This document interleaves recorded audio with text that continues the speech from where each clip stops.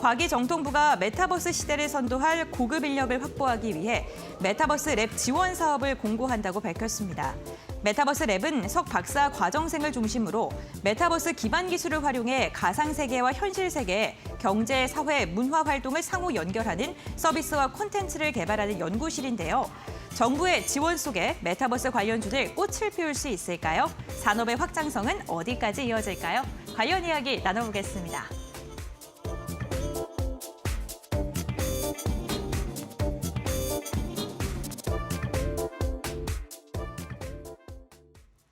네, 정부가 메타버스에 관련된 인재를 양성한다라는 소식이 들려왔습니다. 오늘도 메타버스 관련주들 일부 종목을 중심으로 해서는 좀 시장에서 반응을 해주고 있는 모습인데 다시금 지난해의 반등을 또 시현할 수 있을지 좀 궁금하실 것 같습니다. 이영재 전문가님께서 보시기엔 좀 어떻습니까? 저야 뭐 언제나 도로메타장을 주장하고 있는 상황이기 때문에 네. 메타버스 영역에 대해서는 긍정적으로 생각을 하고 있습니다. 다만 이번에 메타버스 랩에 투자되는 이제 양성 자금이 한 167억으로 책정이 됐는데 정부가 올해 메타버스 산업진흥에 이제 투자하는 자금은 2,233억입니다. 그 중에서 이제 디지털 휴먼 홀로그램 같은 실감 콘텐츠 디스플레이 핵심 기술을 개발하고 사업하는데 615억이 들어가고 그다음에 의료, 교육, 국방, 산업단지 디바이스 이런 일상 경제에 관련된 플랫폼을 개발하는데 680억이 들어갑니다. 그러면은 결국은 플랫폼이나 컨텐츠를 만드는데 1,300억 가까이 들어간다는 얘기거든요. 그리고 메타버스 랩을 통해 가지고 인재 양성하는데 167억이 들어갑니다. 그다음에 이제 조그만 이제 그 관련된 기업들이 M&A 한데 한 400억 정도 들어가는 자금들이 있는데 저는 개인적으로 이 돈 구성이 맞는지에 대해서 의문은 있어요. 사실 이제 메타버스 섹터 자체에 투자를 하는 건 좋은데 중요한 거는 인재 양성을 하는 부분이거든요. 예를 들면은 플랫폼을 만드는 거는 기업들이 해야 되는 일이거든요. 지금 네이버라든지 카카오 같은 경우들이 대규모 플랫폼들을 가지고 있는데 예를 들면은 단순하게 생각했을 때 우리가 어떤 거를 음식을 시켜 먹을 때 여러분들도 많이 시켜 먹는 것들이 있을 겁니다. 뭐 쿠팡이츠도 시켜 드시는 분도 있을 테고 뭐 배민을 시켜 드시는 분도 계실 텐데 그 외에 이런 것들 수수료가 너무 비싸다라고 하면서 지자체나 정부에서 만드는 음식 배달 플랫폼들도 있습니다. 근데 그걸 안 쓰잖아요. 그럼 결국은 예산 낭비가 되는 경우들이 있거든요. 그래서 기업에 하는 일들은 거기에 맡겨두고 정부가 투자를 해야 되는 것들은 인재 양성 쪽에 훨씬 더 많은 비용을 투자를 해야 되는 게 아닌가라는 생각이 듭니다. 특히 이번에 들어가는 167억 정도는 그 석박사 과정에 있는 그 대학들에서 신청을 받아가지고 지원을 해주는 거기 때문에 약간 장학금적인 성격도 있기 때문에 오히려 자금이 2,000억이 넘게 2,300억 정도 투자가 된다고 한다면은 장학 사업 쪽에 조금 더 투자를 많이 해주는 게 맞지 않을까. 나중에 대해서 플랫폼 만든다고 막상 정부에서 만들어놨는데 우리는 카카오 쓰고 라인 쓰고 이러면서 뭐 그냥 예산 낭비가 되고 또 그 예산은 누군가 가져가는 상황이 돼버릴 수도 있거든요. 그래서 예산을 투자하고 정부에서 관심이 많은 것은 긍정적이지만 민간 사업체에서 할 것과 정부에서 해야 될 것에 대해서 뚜렷하게 구별을 해줄 필요가 있다. 특히 최근에 이제 나온 뉴스 중에서 우리나라가 OECD 중에서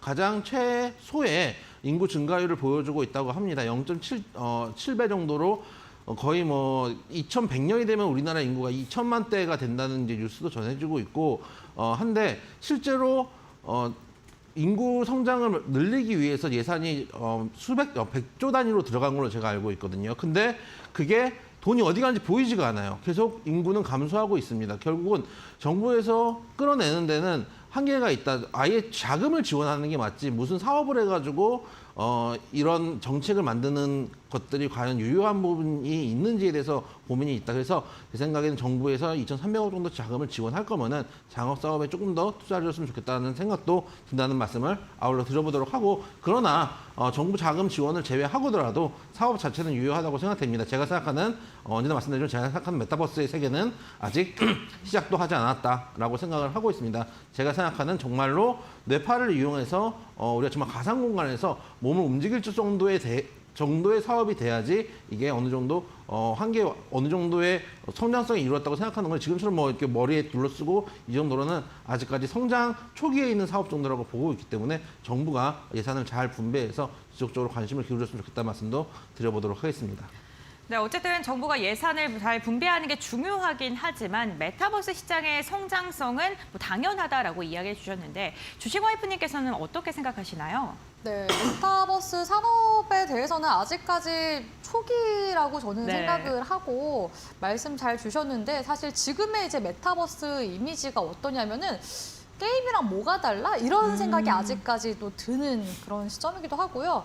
최근에 뭐 SNS 중에서 메타버스 SNS 본디가 또 흥행하기도 했었는데 사실 과거에 우리는 싸이월드 세대에서 2D 이미지로 그런 이제 싸이월드 미니미 이런 것들을 다 경험을 했기 때문에 사실 이 본디라는 새로운 뭔가 메타버스에서 진행하는 SNS 이런 게 사실 그렇게 또 크게 새로운 부분은 아니라고 생각이 들거든요. 그래서 사실 이 메타버스가 더 나아가야 되는 지향점 자체가 이영재 전문가님이 말씀하신 대로 이 3D 영역적인 부분에서 우리가 그런 이제 가상현실에서 정말 사람들을 만나고 문도 우리가 움직일 수 있고 이런 것들이 좀 자유롭게 행해져야지 진정한 메타버스 세상이 온다고 생각하기 때문에 일단은 주식시장에서는 그런 이제 부분에 대해서 메타버스는 약간 신생 그런 테마 섹터로 2021년도경에 좀 큰 폭으로 상승세가 나오긴 했었고 2022년도부터 이제 기점으로 해서 메타버스 이야기가 쏙 들어가기 시작했거든요.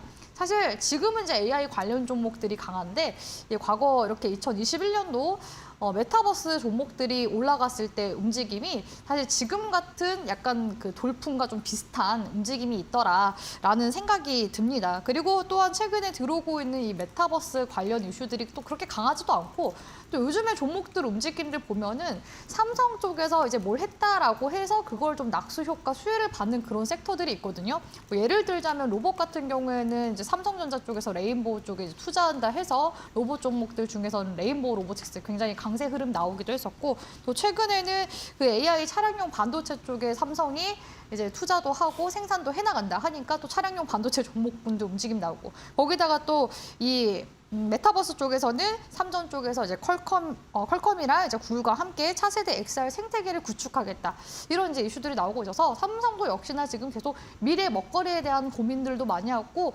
있고 그런 이제 산업에 대해서도 투자를 많이 하고 있는 것 같습니다. 그래서 물론 이제 성장 산업이기 때문에 삼성 쪽에서도 이렇게 계속 관심을 갖는 거긴 하겠지만 일단은 지금 주식 시장에서의 메타버스 종목군들은 과거만큼의 큰 시세를 내기에는 아직까지 좀 수급적으로 부족한 측면이 없지 않아 있지 않나라고 생각하고 있습니다.